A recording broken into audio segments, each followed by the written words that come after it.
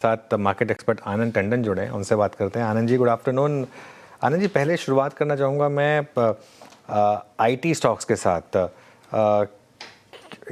Big five के numbers almost आ चुके हैं, आज इन्फोसिस के भी आ जाएंगे।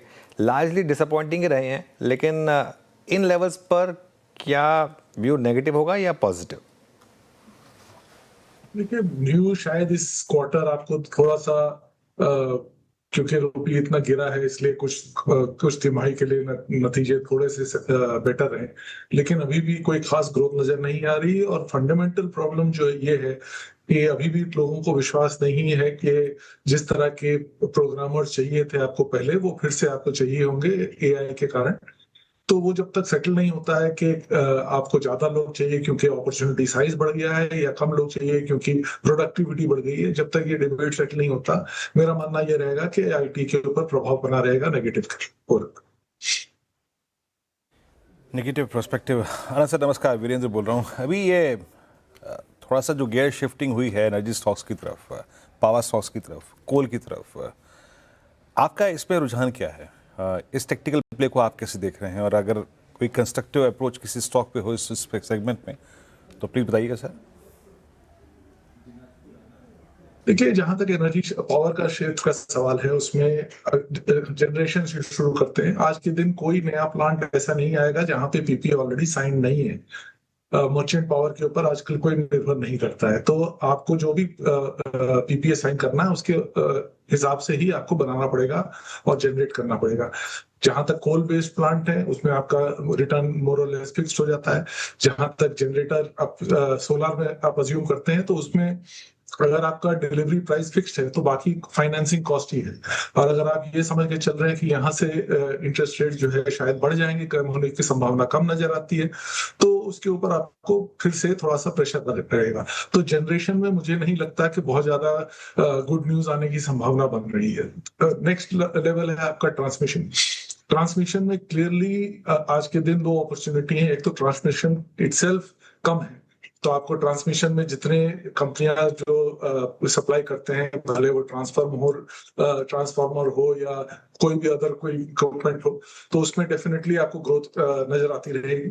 दूसरी चीज ये है कि आज अब जो है गवर्नमेंट ने ये साफ कर दिया है कि अगर आप रिन्यूएबल यूज कर रहे हैं तो आपको बैटरी बैकअप भी चाहिए, क्योंकि आप जो फ्लक्चुएशंस आते हैं रिन्यूएबल से, वो आपको कुछ हद तक बैटरी के साथ काम करना होगा। तो इसलिए जो भी बैटरी मैनेजमेंट में है, बैटरी प्रोडक्शन में है, वहां पे भी आपको नया डिमांड नजर आ रहा है। बाकी उसमें जो जहां तक डिस्ट्रीब्यूशन का सवाल है, वहां पे खास प्ले है नहीं। तो अगर आप स्टैंडर्ड पावर क्षेत्र देखें तो ट्रांसमिशन और उसके साथ साथ बैटरी, ये दो अपॉर्चुनिटीज जो है वो अच्छी लग रही है। Okay Anand ji, good afternoon. और एनर्जी स्पेस, आईटी स्पेस पर हमने चर्चा कर ली। अच्छा, एफएमसीजी पैक भी पिछले कुछ सत्रों से फ्लेवर में आ रहा है। नेस्ले के नतीजे देखे हमने, और कमजोर मार्केट ने भी एकदम से एफएमसीजी पैक उभर कर आ रहे हैं। तो यहाँ पर क्या अब कंस्ट्रक्टिव व्यू बन रहा है आपका? वैल्यूएशंस अभी भी 40 से ऊपर है। ग्रोथ आपको जो दिख रहा है वो एक ही दो कंपनियों में शायद आपको डबल डिजिट ग्रोथ दिखेगा। इन्फ्लेशनरी ग्रोथ कुछ हद तक रहेगा। इन्फ्लेशन के कारण जो भी कंपनियां, ब्रांडेड कंपनियां हैं जहां पे ग्रोथ है, वहां पे शायद आपको कुछ हद तक ठीक ठाक ग्रोथ मिल जाए, शायद डबल डिजिट ग्रोथ भी मिल जाए। लेकिन अगर आपको कंज्यूमर क्षेत्र में प्ले करना ही है तो आज के दिन बहुत तरीके हैं वहां पे उसमें प्ले करने का, और आप सेगमेंट वाइज देख सकते हैं, भले वो ट्रैवल हो, ट्रांसपोर्ट हो, क्विक कॉमर्स हो। तो इस वक्त एफएमसीजी थोड़ा सा पुराना क्षेत्र हो गया है, और जब तक वैल्यूएशन और यहाँ से कम नहीं होता तो मुझे लगता नहीं है कि यहाँ से कोई मेजर ट्रेंड आ सकता है। हाँ, इक्का दुक्का स्टॉक जरूर होगा जहां पे आपको क्योंकि कोई कंपनी ने कुछ किया, जैसे फॉर एग्जांपल अभी नेस्ले आपने मेंशन किया, उसका रिजल्ट काफी अच्छा आया है, हो सकता है जैसे बजाज कंज्यूमर ने बहुत बढ़िया रिजल्ट दिया है, तो एक दो स्टॉक्स ऐसे हो सकते हैं। लेकिन एफएमसीजी पर से मुझे नहीं लगता कि बहुत ज्यादा ओवरवेट करने की संभावना की जरूरत है। ओके आनंद सर, ये ट्रैवल और टूरिज्म और ये जो हॉलीडे सीज़न है वो कमेंस होने वाला है। होटल्स में काफ़ी सिवियर प्राइस डैमेज भी हुआ है। आई मीन, आप इंडियन होटल्स को देखिए, आईटीसी होटल्स को देखिए। कोई होटल स्टॉक आपके वैल्यूएशन पैरामीटर में अगर अच्छा बैठ रहा हो, कोई है रीड किया हुआ इस वक्त का? होटल्स में क्या है कि ये बहुत सिक्लिकल बिजनेस रहता है, और जैसे आपने कहा, क्योंकि अभी फिलहाल ये वॉर के कारण काफी डैमेज हुआ है, शायद आपको कुछ थोड़ा सस्ता मिल जाए एक दो stock. Basically second tier non Indian hotels kind of sector जो है वो काफी थोड़ा सा रीजनेबल प्राइस पे आ गया है। मैं कंपनी के नाम तो नहीं बोल लेना चाहूंगा, लेकिन अगर आप देखेंगे तो वहां पर कई ऐसी कंपनियां हैं जहाँ पे ग्रोथ दिखा रही हैं। एक सबसे बड़ा प्रॉब्लम मुझे ये होटल्स में ये दिखता है कि वहां पे बिजनेस ग्रोथ जब तक आ रही है तब तक वो कंपनियां ठीक ठाक हैं। कंज्यूमर और जो